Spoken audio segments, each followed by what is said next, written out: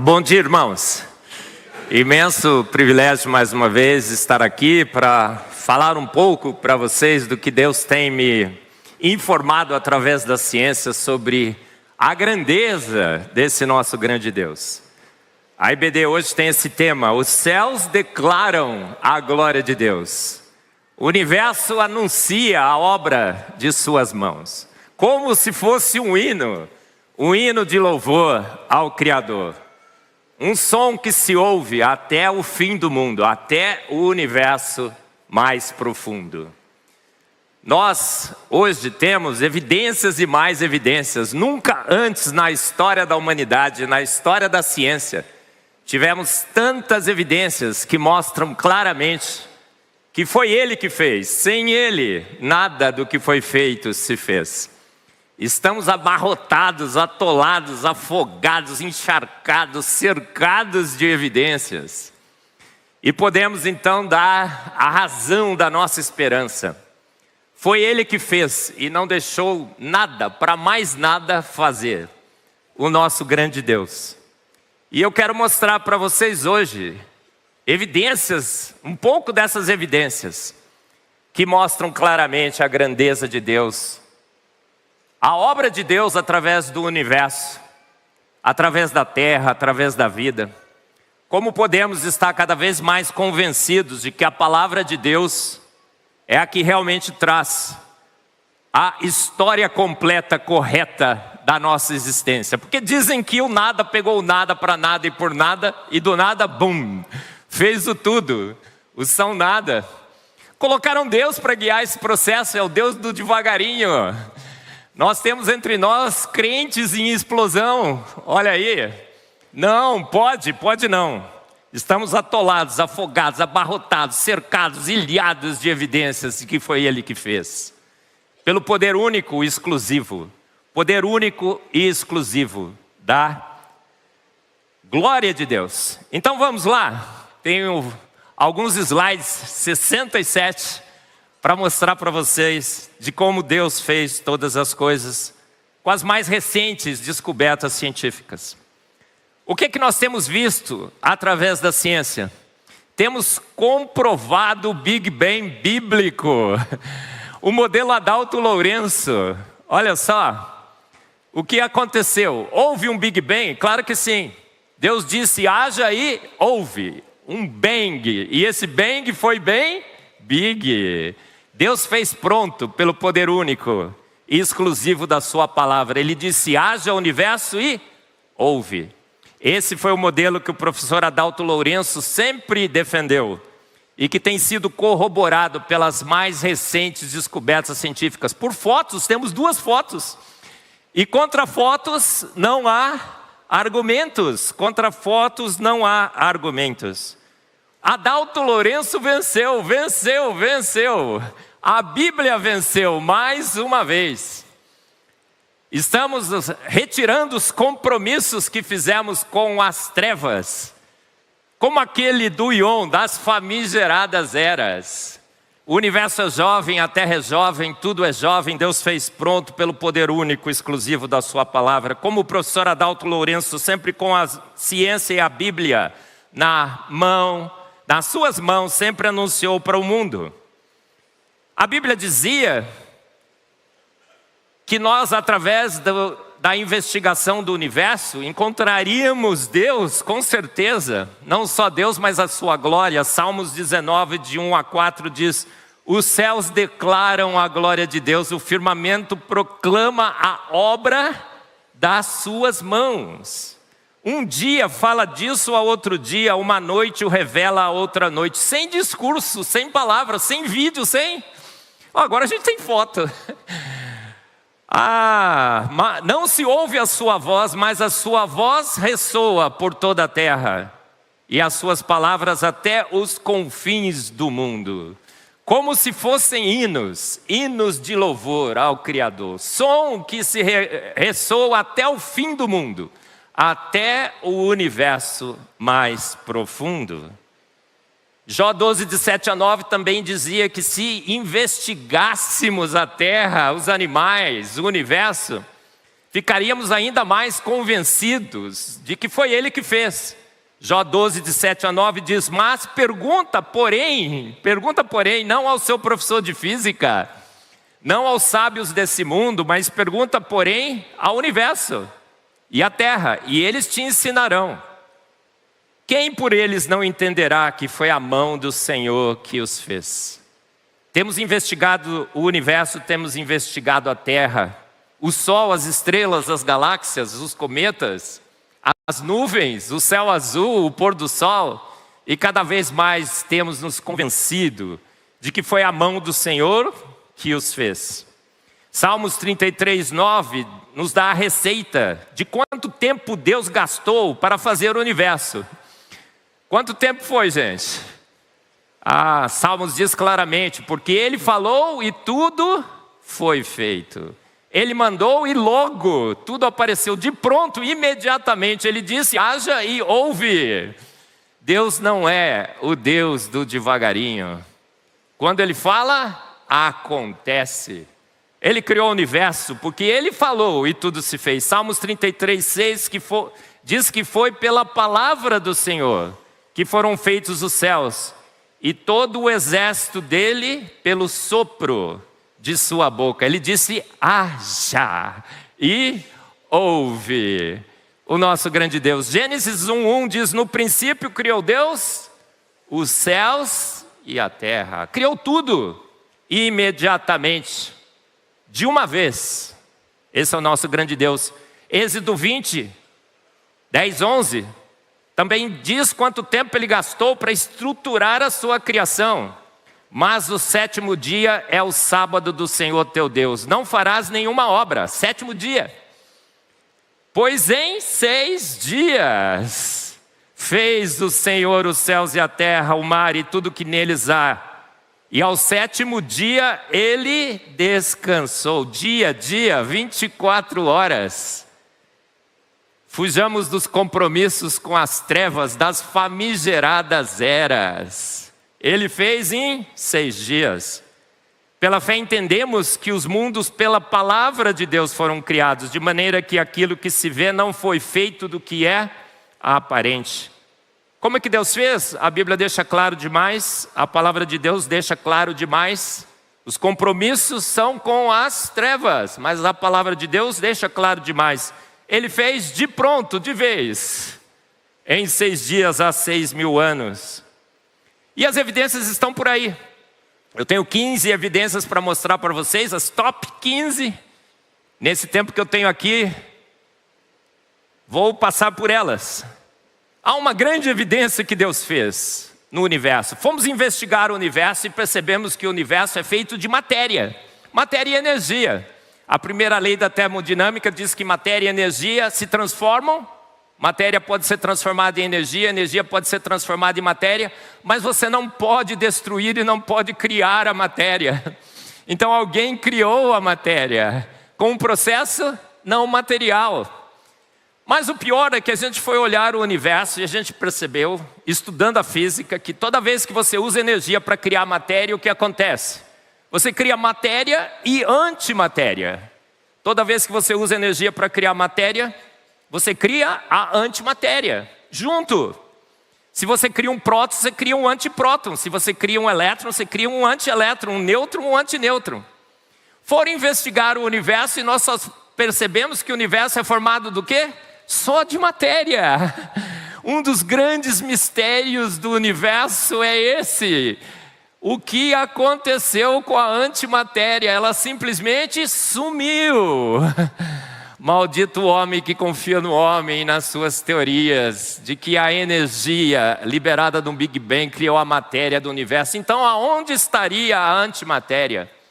Alguém deu sumiço na antimatéria, uma das assinaturas mais claras de que Deus criou o universo. 50% do universo que processos naturais poderiam criar simplesmente desapareceu, sumiu, ninguém sabe onde está. Alguém já viu a antimatéria por aí? Avisa os físicos. Os físicos teóricos estão procurando a antimatéria. E o pior é que quando a antimatéria se aproxima da matéria, elas se aniquilam. Então a gente percebe claramente que alguém tirou a antimatéria do universo, senão o universo criado seria aniquilado. Alguém com poderes sobrenaturais não só criou a matéria, mas eliminou a antimatéria. Agora, como é que os físicos saem fora dessa? Há várias propostas. Uma delas é que quando o universo se criou através do Big Bang, de um lado criou o universo com matéria e do outro lado criou o universo com antimatéria. Gostou dessa explicação, irmã? Tem essa opção, se quiser ficar com ela. Mas esse universo de antimatéria é um grande saci pererê da ciência. Todo mundo sabe que saci pererê existe, não sabe? Mas ninguém nunca viu. ET de Varginha. Não é? Gente, esse é um sonho delirante de uma noite de verão. Mais um sonho delirante de uma noite de verão. Que existiria um universo com antimatéria.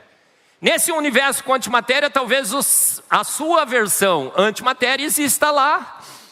Então você vive aqui como matéria e existe a sua versão antimatéria lá. Já ouviu falar sobre essa hipótese?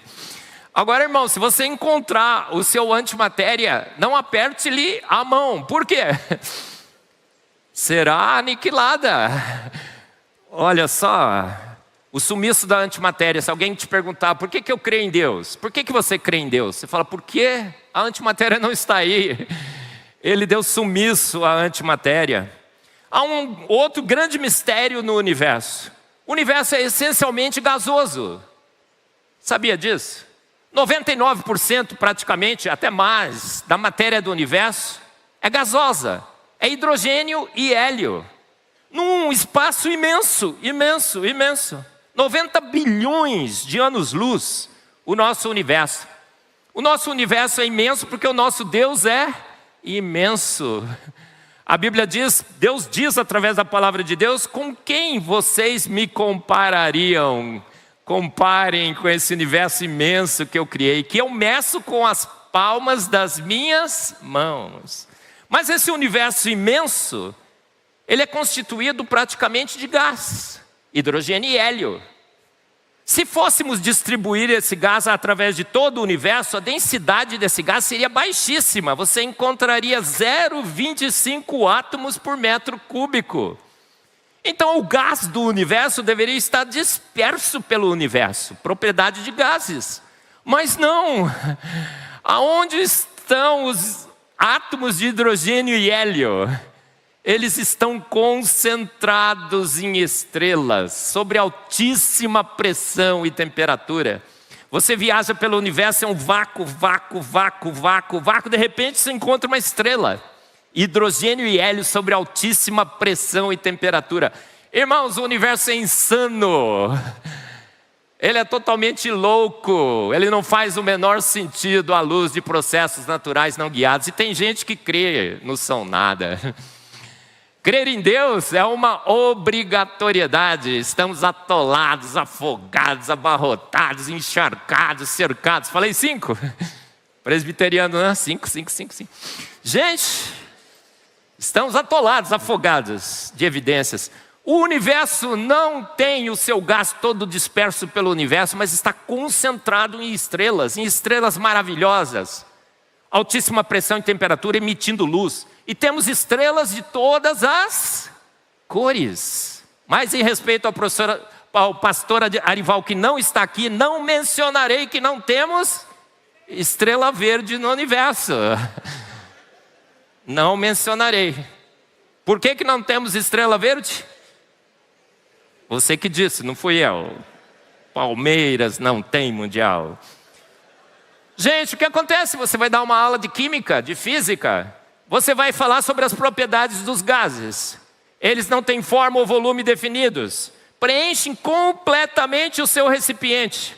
As partículas estão muito espalhadas e sempre em movimento. Baixa densidade em comparação com líquidos e sólidos. E assim por diante. Mas você vai no universo, o gás do universo está concentrado em estrelas. Alguém concentrou esse gás, pegou todo esse gás do universo e concentrou sobre altíssima pressão e temperatura. Gás resiste à compressão. Você comprimindo o gás aumenta a sua temperatura, aumenta a sua pressão, ele resiste cada vez mais. Mas não, eles estão lá, essas grandes esferas de alta massa de gás concentradas nas estrelas. Irmãos, as estrelas são insanas, são loucura para os ateus. Para os naturalistas, as estrelas não deveriam existir. Absolutamente não. Eu fiz aqui uma simulação. Imagina o universo se formando, cheio de gás do lado de um balão e do outro lado um vácuo. Você abre a torneira, o que aconteceria? O gás se dissiparia por todo o volume, propriedade de gases. Mas não, quando você abriu a torneira do universo, eles não se dissiparam pelo universo, eles se concentraram ainda mais. Loucura, insanidade, total, geral, cabal. Não há como explicar. Houve então um milagre. Um processo não natural, sobrenatural, comprimiu esses gases em estrelas. Alguém deu a ordem. Comprima. Correto? Absolutamente. Não há como escapar. Agora os cientistas estão tentando explicar as estrelas. Na realidade eles estão tentando explicar os planetas. Na realidade, eles estão tentando explicar os cometas. Na realidade, eles estão tentando explicar o universo inteiro, mas até hoje não conseguiram. Eu estava preparando essa palestra e encontrei essa citação num site da NASA. Os cientistas ainda não sabem os detalhes de como nuvens de gás e poeira colapsam para formar estrelas. Ou porque a maioria das estrelas se forma em grupos, galáxias, ou exatamente como os sistemas planetários se formam. Ou seja, os cientistas ainda não sabem nada sobre o universo. Maldito homem que confia no homem, maldito homem que acha que a física explicou o universo, maldito homem que crê no modelo cosmológico padrão, maldito homem que troca o seu Deus por processos naturais, por flutuações quânticas, por gravidade, por forças eletromagnéticas. Não há como explicar o universo, gente. Sabe como é que eles falam? Olha, flutuações de densidade comprimiram esse gás. Mas, gente, como é que você pode comprimir o gás? Por processos naturais, você teria que apertar esse gás por todas as direções, por todos os sentidos. E gás, quando você tenta comprimir, o que acontece? Vamos fazer um exercício. Eu queria que a gente tentasse montar uma estrela aqui, tá bom? Levante suas mãos aqui, vamos lá, gente, participar aí. Pega um pouquinho desse gás que está sobre você aí. Agora pega esse gás e vai comprimindo, vai lá. Vamos lá, gente, vamos, não desiste não, você vai conseguir. Aperta, aperta, aperta, aperta, pum. Quem formou uma estrelinha? Levanta a mão. Gente, gás escapa. Não escapa? Escapa, gente, não tem como.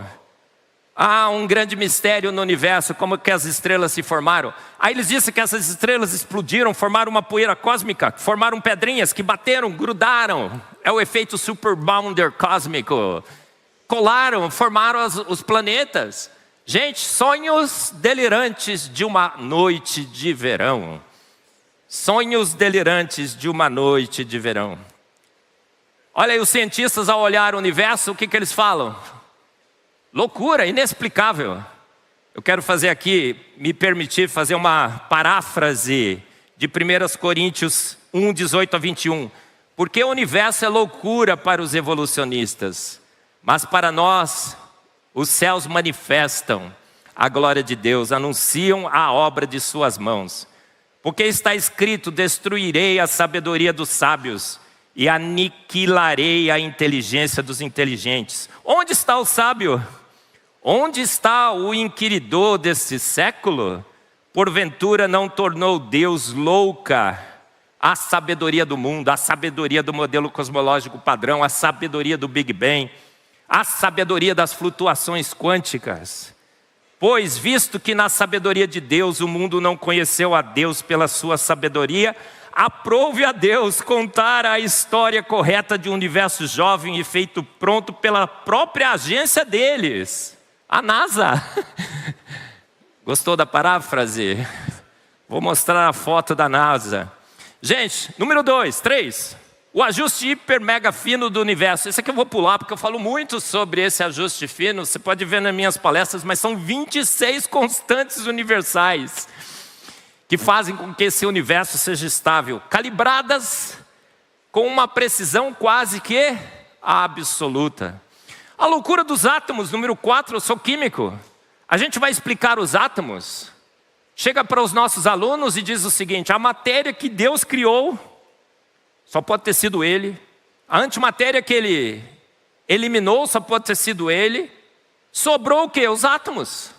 Agora, como é que são constituídos esses átomos? Essencialmente um espaço vazio. Mas no núcleo desses átomos nós temos o quê? Prótons. Do ladinho de próton. Mas acabei de dar uma aula de física para eles dizendo que cargas iguais se repelem. Aí os alunos perguntam: mas professor, o que está fazendo um monte de prótons dentro do núcleo? Eles não deveriam estar se repelindo? Aí você fala que, o quê? Sim, deveriam.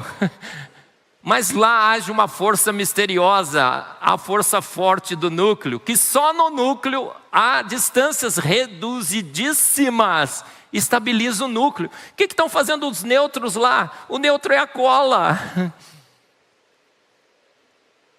A estrutura se estabiliza com prótons e nêutrons e uma energia, uma força forte dos núcleos que só age no núcleo para manter próton do lado de próton. Sobrenatural. Alguém estabeleceu essa estrutura. E aí onde estão os elétrons, professor? Estão orbitando esses núcleos. Mas elétron não é negativo, professor? É. Orbitando, eles não perderiam energia? Newton já disse que sim. Claro. Finalmente eles não colapsariam com o núcleo? Sim, mas por que não colapsam com o núcleo, o elétron sendo atraído por prótons? Aí você diz: porque eles estão presos em regiões absolutamente incríveis, sensacionais, descritos por equações matemáticas extremamente simples. Como essa equação de Schrödinger. E esses elétrons agora estão presos, aprisionados em regiões específicas, os orbitais atômicos e moleculares. E aí a gente fala: mas como é que são esses orbitais? Lindos! Por quê? Porque Deus é um designer. Quando Ele faz bonito, bem feito, ordenado. Olha aí as estruturas dos orbitais S, P, D e F. Nem vou citar as estruturas dos orbitais moleculares. Há um charme, há uma beleza, há uma perfeição, uma harmonia absurda nos átomos. Há um elemento sobrenatural nesses átomos que é inegável.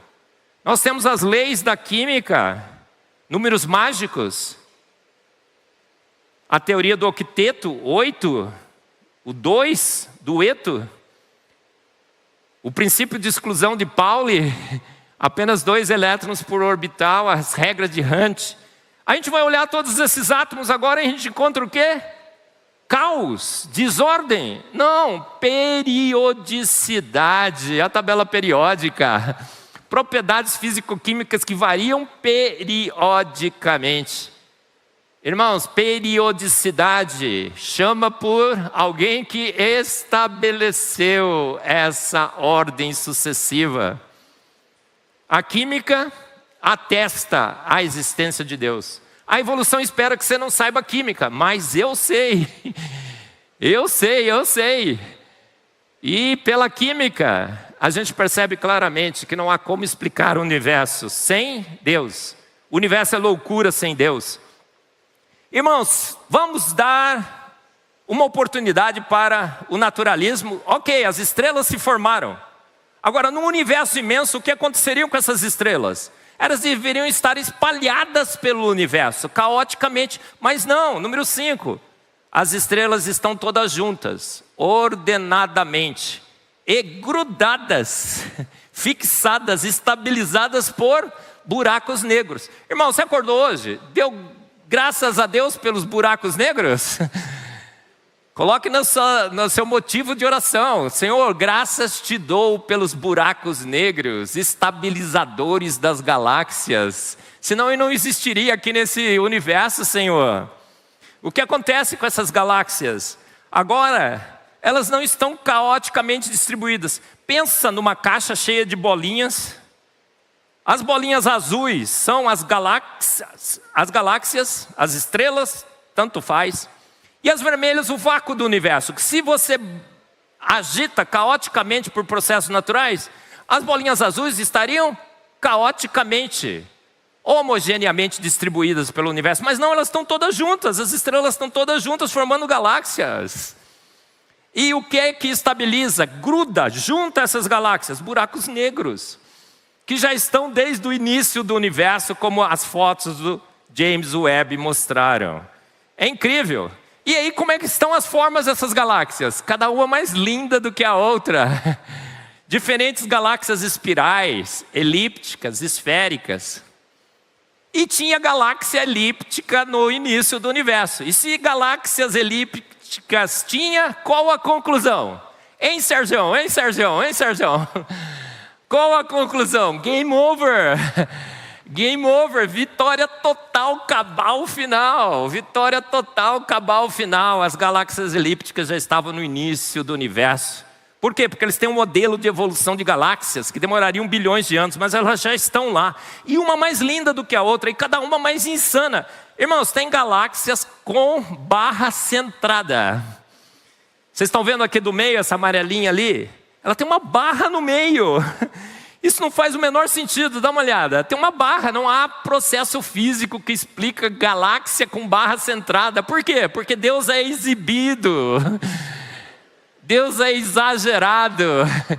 E Ele é muito bem humorado. A Bíblia diz que quando duvidam dEle, Deus faz o quê? Ri, sorri.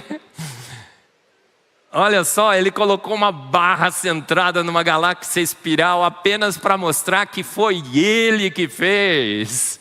Sem Ele, nada do que foi feito se fez. No princípio era o Verbo, e o Verbo estava com Deus, e o Verbo era Deus. Todas as coisas foram feitas por Ele, e sem Ele nada do que foi feito se fez.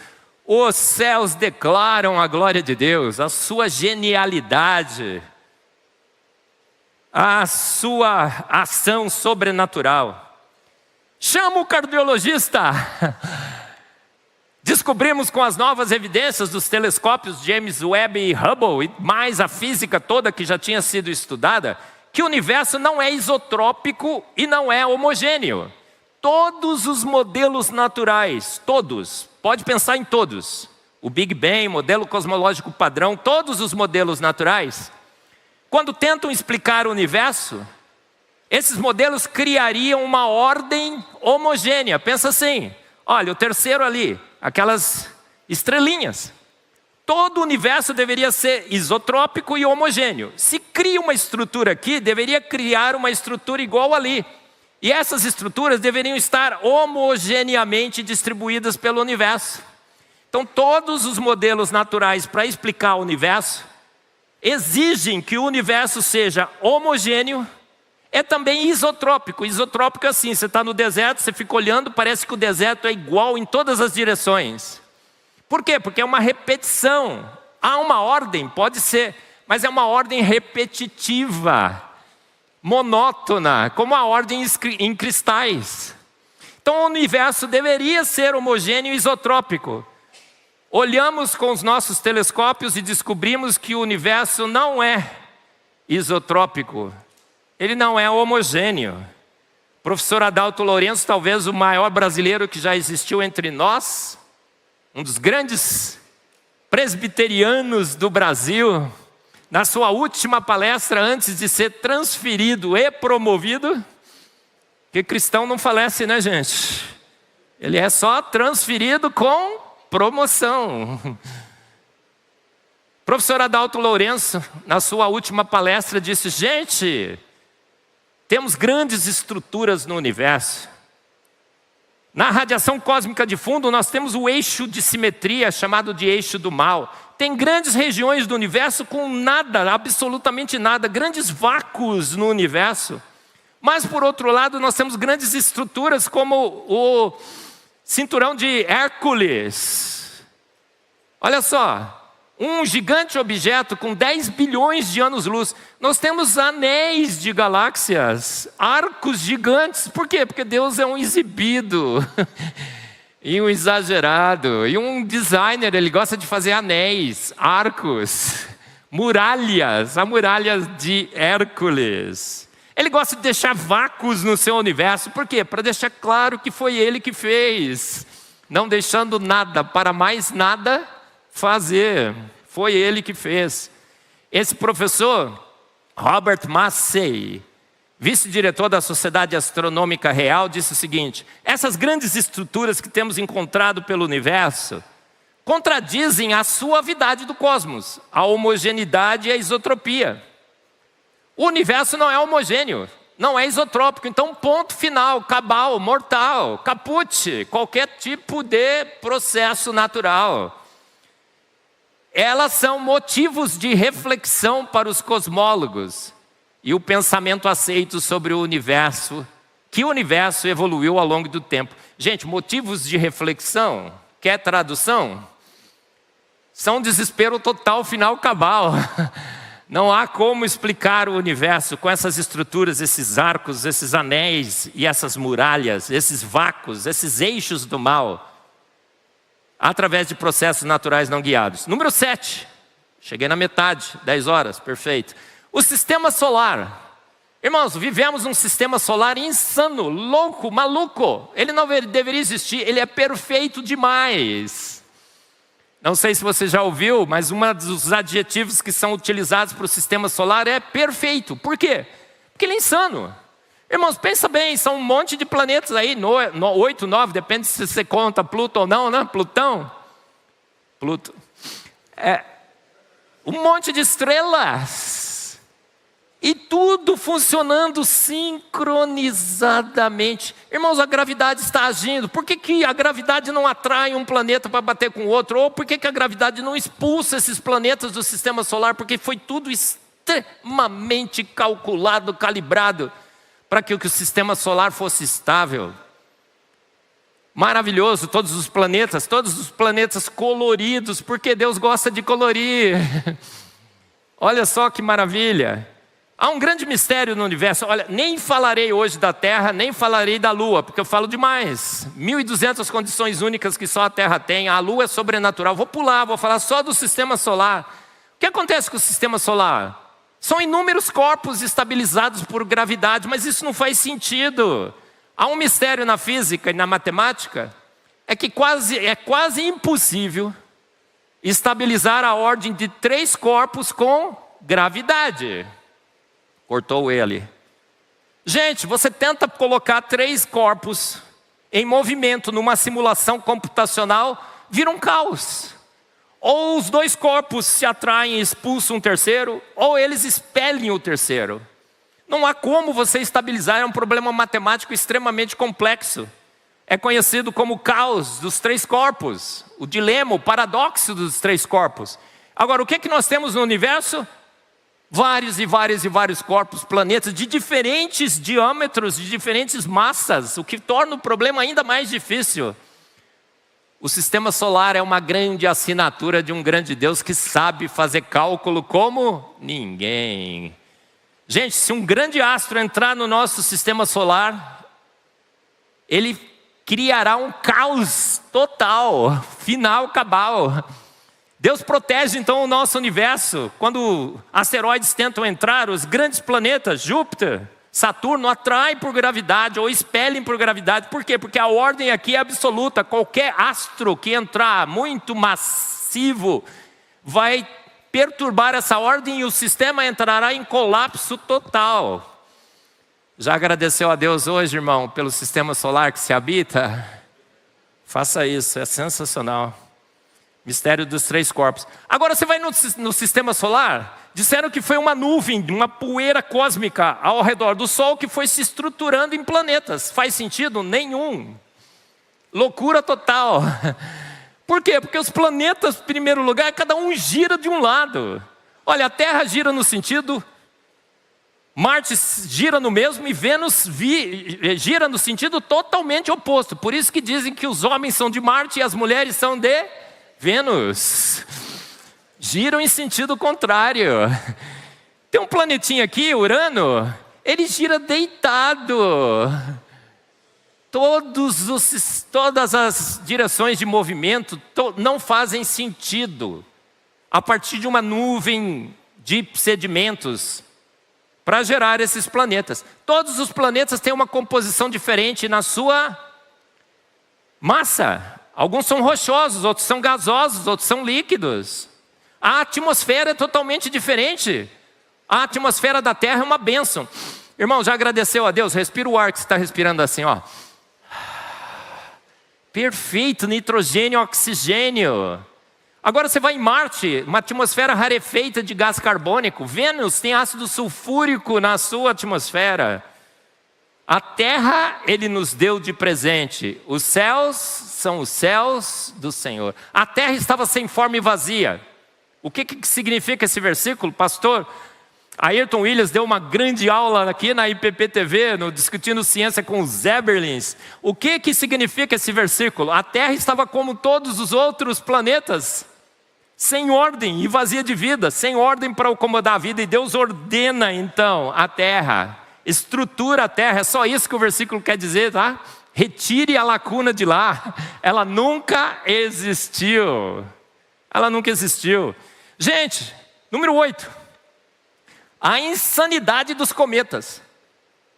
Cometas são totalmente insanos, à luz do naturalismo. Por quê? Porque eles são blocos de gelo a viajar pelo universo. Deus é exibido, Ele é exagerado e muito bem-humorado. Colocou uns picolés para viajar pelo universo e passando do lado do Sol. Irmãos, um universo com bilhões de anos. Não sei se você é crente no Deus do devagarinho, se você é crente no Deus da explosão, se você crê nos bilhões e bilhões de anos, nas eras, nas famigeradas eras. Irmãos, o universo não faz o menor sentido. Um universo de bilhões de anos com cometas. São blocos de gelo, são picolé no forno. Já deveriam ter derretido. Ah, não, veio do cinturão de Kuiper. Cinturão de Kuiper só tem rocha lá. Ah, veio da nuvem de Oort. Ah, a nuvem de Oort é aquela nuvem que existe lá no fim do universo, que a gente não consegue ver, mas ela está lá. Outro saci pererê da ciência. Todo mundo sabe que ela existe, mas ninguém nunca viu. Irmãos, os céus declaram a glória de Deus. Os cometas declaram a glória de Deus. As estrelas declaram a glória de Deus. A Terra, a Lua, tudo no universo declara a glória de Deus. Número 8, o paradoxo de Olbers. Não sei se você já ouviu, mas um grande mistério do universo é por que o céu é escuro à noite. Já pensou sobre isso? Você chega num sertão brasileiro, aquele sertão maravilhoso, à noite, sem luzes por perto, você olha e contempla um universo maravilhoso, cheio de estrelas coloridas. Você se ajoelha e fala, quão grande é o meu Deus. Os céus declaram a glória de Deus. Mas você não deveria observar o universo à noite escuro. Por quê? Porque a Terra esconde o Sol, tudo bem, ele está do outro lado escondido. Mas à nossa frente são 600 sextilhões de estrelas que deveriam estar emitindo luz em direção à Terra. O universo deveria ser extremamente iluminado, extremamente claro, mas não é. A gente só enxerga uns pontinhos de luz. É o paradoxo de Olbers. Por que o céu é escuro? Porque os céus precisavam manifestar a glória do nosso Deus, declarar a sua glória. A gente deveria à noite enxergar esse universo maravilhoso. Vamos estudar esse fenômeno, sabe o que acontece? À medida que a luz viaja pelo universo, o seu comprimento de onda estica. Então, quanto mais afastado essas estrelas estiverem da Terra, e elas estão muito afastadas, Deus fez um universo imenso, colocou as estrelas bastante, algumas próximas para que a gente enxergasse, mas as que estão mais longe, o que acontece? Essa luz viajando, o comprimento de onda estica, vai esticando, esticando, e ele migra, por exemplo, do azul para o amarelo, para o verde, azul, verde, amarelo, vermelho, até chegar num comprimento de onda, com um comprimento de onda tão esticado, que é o infravermelho que você não enxerga. Então está chegando sim, muita e muita luz das todas as estrelas do universo aqui, mas as que estão muito longe chegam no infravermelho, você não enxerga. Olha só. Por isso que o James Webb colocou no seu telescópio um detector de infravermelho para detectar essa luz. Como é que esse comprimento de onda estica? Disseram que o universo estava em expansão. Sabia que as fotos do James Webb provaram que o universo não está em expansão? Mais uma grande derrota para o modelo cosmológico padrão. O universo é bem cartesiano, XYZ. Então há outras teorias, por exemplo, a luz cansada, ela perde energia e o seu comprimento aumenta. Outras teorias que tentam explicar esse alargamento do comprimento de onda, mas é isso que acontece. Então Deus deu um jeitinho do céu ser escuro à noite, mesmo recheado de estrelas. Número 9, acho que esse é o mais espetacular de todos. O universo emite mera radiação eletromagnética. As estrelas emitem radiação eletromagnética. E elas são meras radiações eletromagnéticas. Mas a gente enxerga esse universo totalmente e extremamente colorido. Por quê? Porque as estrelas emitem radiação eletromagnética exatamente na frequência que seus olhos enxergam. O show é para você, para mim, para todos nós. As estrelas emitem no visível uma faixa da radiação eletromagnética que temos nos nossos olhos detectores para elas. Há uma perfeita sincronia, uma coincidência cósmica entre a radiação que as estrelas emitem e a radiação que os nossos olhos enxergam. Nós temos 3 tipos de cones: verde, vermelho e azul. E aí fomos avaliar o Sol. Dizem que o Sol emite luz branca, correto? Não, errado. Sabia que o Sol na realidade emite todas as cores do arco-íris? Se pudéssemos detectar essas cores separadamente, coloquei o professor Adalto Lourenço ali para observar, o que a gente observaria? As diferentes cores que o Sol emite. Mas o que acontece? O nosso cérebro foi treinado para que quando ele enxergasse essas cores combinadas, ele interpretasse essa cor como luz branca. Absurdamente sensacional, não é? Se não fosse assim, a gente enxergaria os céus assim. O que é que você acha? Luz demais, cor demais, não é? Não, mas ele emite uma luz branca, mas essa luz branca é composta de diferentes comprimentos de onda que são entendidos pelo nosso cérebro e só o nosso cérebro como luz colorida. Tem animais que parece que não enxergam cores. Gatos parece que enxergam mais para laranja. Alguns só enxergam em cinza, 50 tons de cinza. Assistiu o filme, né, irmão? Olha só, é sensacional essa coincidência cósmica. Olha, essa é a emissão do Sol, ela é verde, vermelho e azul, principalmente. O violeta a gente não detecta muito bem. E quando essa luz branca bate na Terra, parte dela é absorvida, aí nós vemos as diferentes cores. A luz branca veio para colorir especificamente partes específicas do nosso planeta. Então, quando bate no pato mandarim, olha que show! Você ficou indesculpável, né, irmão? Olha que maravilha!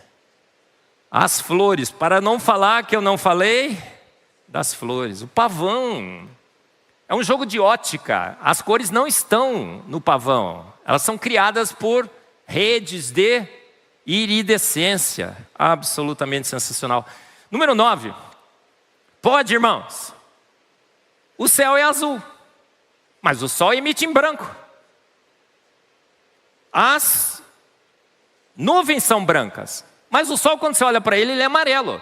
Mas é a mesma fonte. O que está acontecendo, gente? Deus coloriu os céus, mesmo emitindo com o seu Sol uma luz para nós branca.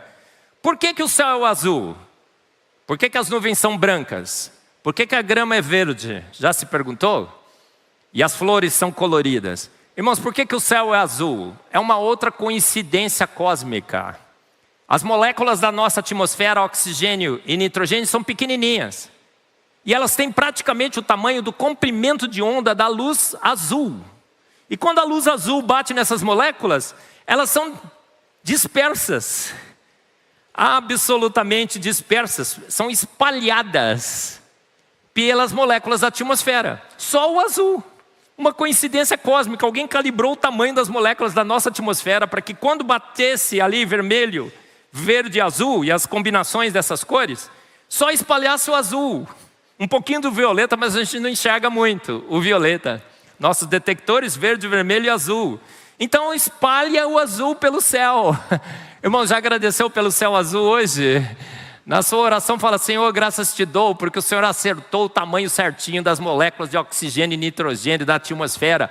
Calibrou para que batessem exatamente com o comprimento de onda da luz azul e que elas fossem espalhadas pelo céu. Obrigado, Senhor. Amém. Guardou a oração do céu azul aí, irmão? Agora as outras radiações passam direto. Passam direto, porque senão o céu seria branco, espalhado por todo. Mas as nuvens são brancas. Por quê? Porque agora quem espalha a luz na nuvem não são moléculas de oxigênio e nitrogênio. Irmãos, nuvens não são gasosas. Nuvens são líquidas, gotas de água e gelo. E agora quando essa luz interage com essas partículas de água, elas são grandes, então elas espalham a luz como um todo, espalham a luz branca do sol. Na realidade espalham todas as cores, mas o nosso cérebro foi treinado para enxergar branco. É um show.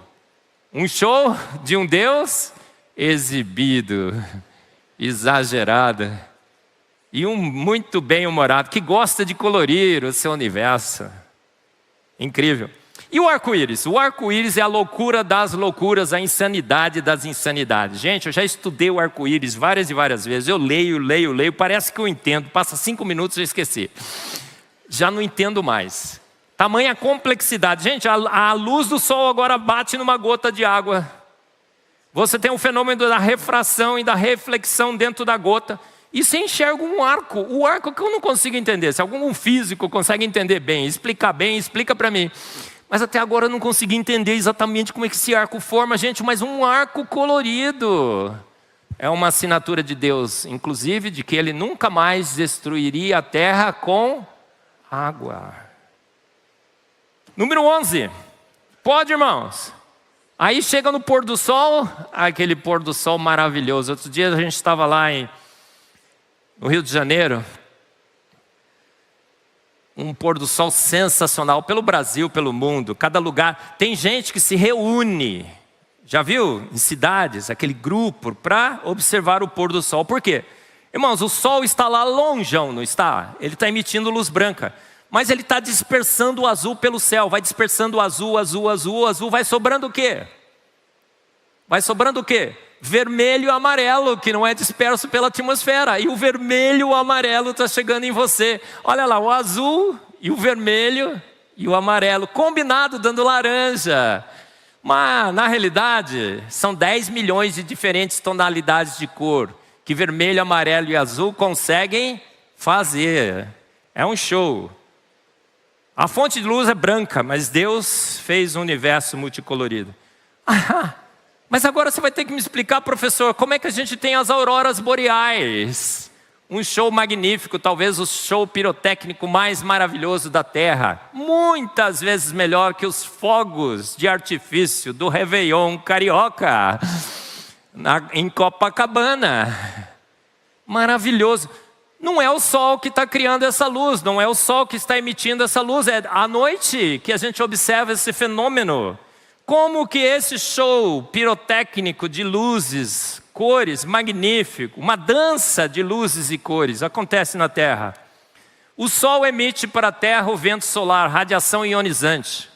Se esse vento solar batesse em você, qual é a oração que você deveria fazer? Senhor, receba-me na sua glória. Mas não, o campo magnético da Terra desvia, mas quando chega no polo atrai. O show é para os habitantes dos polos, alguma coisa eles tinham que ter de vantagem. Olha só, lá na Finlândia. E agora essa radiação ionizante vai ionizar a nossa atmosfera. No topo da atmosfera ela cria uma luz vermelha, ioniza os átomos e as moléculas de nitrogênio e oxigênio. E quando eles voltam para o estado natural dos seus orbitais atômicos, emitem luz no vermelho. Numa região intermediária da nossa atmosfera, a emissão é em verde. Mais abaixo é em rosa. E os céus são coloridos pelo vento solar. Deus desvia o mal, o vento solar de você, e com esse mal ele cria um show pirotécnico. Irmãos, número 13, estou acabando. Pode. Me diga se pode. Pode não. Sonhos delirantes de uma noite de verão. Pode não. Os rios escoam para o mar, correto? Mas os rios não secam e o mar não transborda. Como? Milhões e milhões de anos, os rios escoando para o mar. E o rio não seca, porque nós temos ciclos na terra. O ciclo da água. Olha lá, a água do mar evapora, cria nuvens líquidas e de gelo. Essas nuvens flutuam no céu, vão até os montes mais altos, formam as geleiras, armazenam água para o verão. Parte dessas nuvens precipitam em chuva, regam a terra. E essa água da geleira, quando derrete, alimenta os reservatórios de água na terra, os rios. Então é um ciclo que se renova. Tudo é circular, uma grande assinatura de grande Deus que toma conta de nós desde o início. Irmãos, as nuvens, número 14, pode? Elas são feitas de água, professor? São gotas de água. Gelo também, se for muito fria a região da nuvem. Por que então as nuvens não caem? Água suspensa, por que as nuvens não caem, irmãos? Porque as gotículas foram muito bem calibradas, elas são minúsculas. Então é como um algodão doce. Pensa assim, não é? Um algodãozinho flutuando, mas mesmo o algodãozinho cairia, não cairia? Deus criou camadas na nossa atmosfera. E cada uma dessas camadas tem uma propriedade, uma temperatura específica. Então o que acontece na Terra? O calor que aquece o ar mais embaixo faz com que esse ar aquecido suba. São as correntes ascendentes. E essas correntes ascendentes mantêm a lua. As nuvens, a lua não. Suspensas no ar. Os pássaros usam essas correntes para planar e subir. Já viu? Irmãos, a próxima vez que você observar uma nuvem, faça a oração da nuvem. Senhor, graças te dou por essa nuvem que está aí flutuando pelos céus. Branquinha, Senhor, com fundo azul. Olha que sensacional. Estou olhando para o sol e está meio amarelado, porque ele perdeu um pouco da luz branca. Olha só, por que a lua quando nasce é amarela e depois ela vai ficando branca? Porque o amarelo ela está perdendo muito do seu azul. Quando ela fica em cima de você, pouco do azul foi perdido. Olha só. Senhor, graças te dou pelas nuvens, são feitas de água e gelo, Senhor, mas elas não caem, elas ficam flutuando, porque o Senhor criou essas correntes ascendentes, essas camadas na nossa atmosfera. E o ar está subindo, Senhor. E eu estou vendo também os pássaros usando essas correntes para voarem. O Senhor cuidou de toda a sua criação. Os céus de fato declaram a glória de Deus. O firmamento anuncia a obra de suas mãos. E o grande finale, não poderia ser outro senão as fotos da NASA. Irmãos, entre todas essas evidências que são claras demais, Deus se cansou da ladainha do Big Bang. Deus se cansou da ladainha de processos naturais não guiados, de flutuações quânticas. Deus se cansou de compromissos com as trevas, tipo aquele que fizemos com Ion, com as famigeradas eras. E Deus falou assim, vou mandar duas fotos. E vou usar a NASA. A agência espacial deles. Deus é muito, muito bem-humorado. E Deus, então, guiou a NASA para lançar 2 telescópios sensacionais. O Hubble e o James Webb. Jó 12, de 7 a 9 diz, pergunte, porém, aos telescópios Hubble e James Webb. Pergunte à NASA. Quem de todos eles ignora que foi a mão do Senhor que os fez e fez prontos? As fotos da NASA declaram a glória de Deus, anunciam a obra de suas mãos. E com as fotos da NASA, do James Webb e do Hubble, pudemos colocar à prova os modelos que estão por aí para a formação do universo. Tem um modelo do São Nada, ou das flutuações quânticas. O nada, o São Nada, pega o nada, porque não tinha nada, não querendo fazer nada, por nada e para nada, pega esse nada e bum, cria tudo. Ou as flutuações quânticas, que agem no nada. A flutuação quântica não age no nada, mas tem físico por aí, né? Dizendo que foram as flutuações quânticas, que não podem nem sequer agir no nada. Então será que foi esse o modelo? Ah, mas tem outro. É o modelo do Deus do devagarinho. Ou dos crentes em explosão.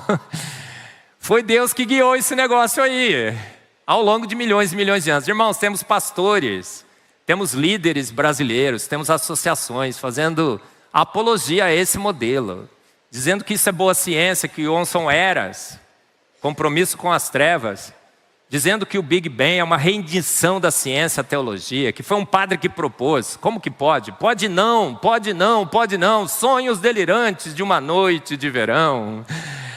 Sonhos delirantes de uma noite de verão. Deus fez pronto pelo poder único, exclusivo da sua palavra.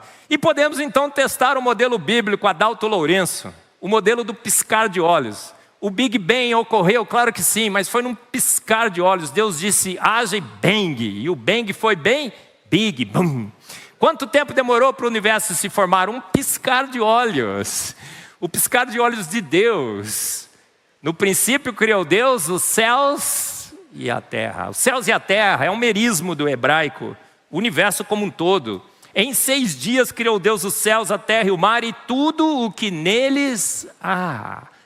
Converta-se a sua professorinha da IBD, irmão. Elas estavam certas, sempre estiveram certas. Fizemos compromissos com as trevas, com as famigeradas eras. Ficamos dizendo que a gente pode encontrar milhões e milhões de anos na Bíblia. Que a Bíblia, aonde está? Aonde está os 6.000 anos na Bíblia? Nunca vi, como não, irmãos? A Bíblia está recheada de evidências para o modelo Adalto Lourenço, o modelo piscar de olhos. Bob Williams, o diretor do programa Hubble, falou assim, aponta para um ponto escuro do universo, desvia de imagens de luz próximas e eu quero tirar uma foto do início do universo. Irmãos, a foto chegou, tiraram a foto. Uma luz que demorou muito tempo para chegar, chegou agora aqui, estava no infravermelho, tinha um detector de infravermelho, lembra que já está no infravermelho? Porque a gente não enxerga com os nossos olhos. Esse detector de infravermelho tirou a foto. E a foto veio. E se o modelo do Deus do devagarinho ou do São Nada estivesse certo, a foto seria daquela seta ali, de um momento do universo em que não tinha nada ainda, era a idade das trevas, era das trevas, um breu total, uma escuridão total, não deveria vir nada na foto. Mas a foto veio, você está preparado? Já viu essa foto? Essa é a foto mais espetacular da história da ciência. A foto mais espetacular, mais reveladora. A que mais declara a glória de Deus. Bingo! Professor Adalto Lourenço, não mostrei ainda. Na sua última palestra, antes da sua transferência, ele disse o seguinte: essa foto mostrará um universo completo, complexo e plenamente funcional. Complexo, completo e plenamente funcional. A foto veio e o professor Adalto Lourenço venceu. Olha aí, bingo!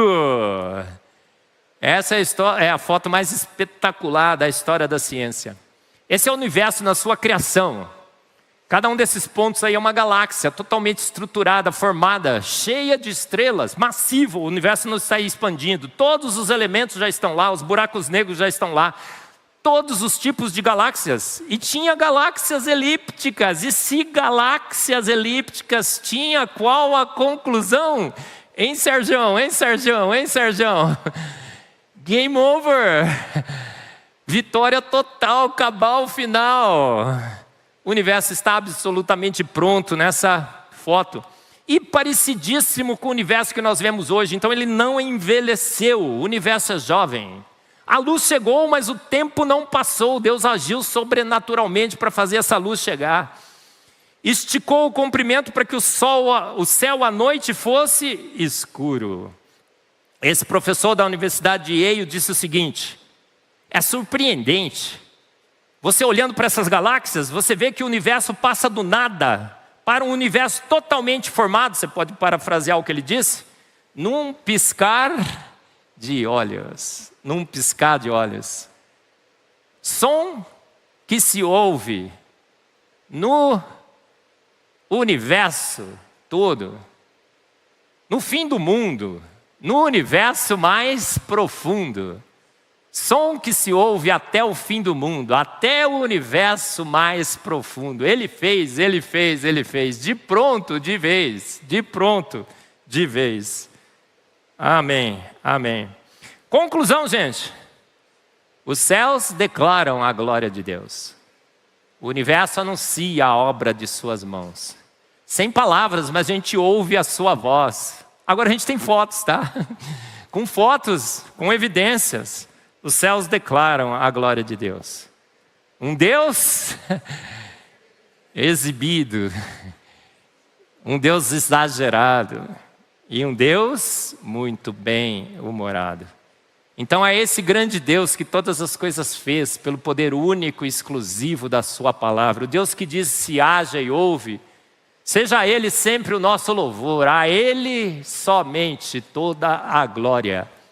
Hoje, eternamente. Amém.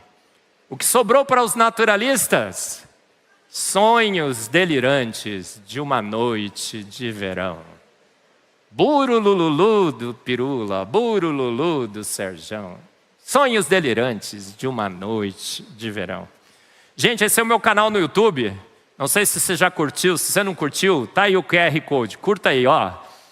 A gente investe, coloca lá vários e vários vídeos, cortes e tudo mais, para te informar cada vez mais de que os céus declaram a glória de Deus, que Deus fez tudo pronto, para combater as heresias, os compromissos com as trevas, tipo aquele que fizemos com Ion, com as famigeradas eras. Curte aí, gente, tá bom? Curtiu já? Beleza. Feliz, Sociedade Brasileira do Design Inteligente. Meus livros, www.covalpress.com. Assista essa palestra, As 10 Leis que Deus Existe. Está lá no meu canal. Esse é um dos podcasts na IPP TV. Que aula foi essa sobre o Ion? Assista. E essa é a minha família linda, maravilhosa. Os céus declaram a glória de Deus. E como? Através de evidências. Estais sempre prontos a dar a razão da sua esperança. Os céus declaram a glória de Deus, o universo anuncia a obra de suas mãos. Como se fossem hinos, hinos de louvor ao Criador. Ele disse: haja e ouve. Então a Ele toda a glória, a Ele somente toda a glória. Ontem, hoje, sempre, eternamente. Amém. Muito obrigado, irmãos.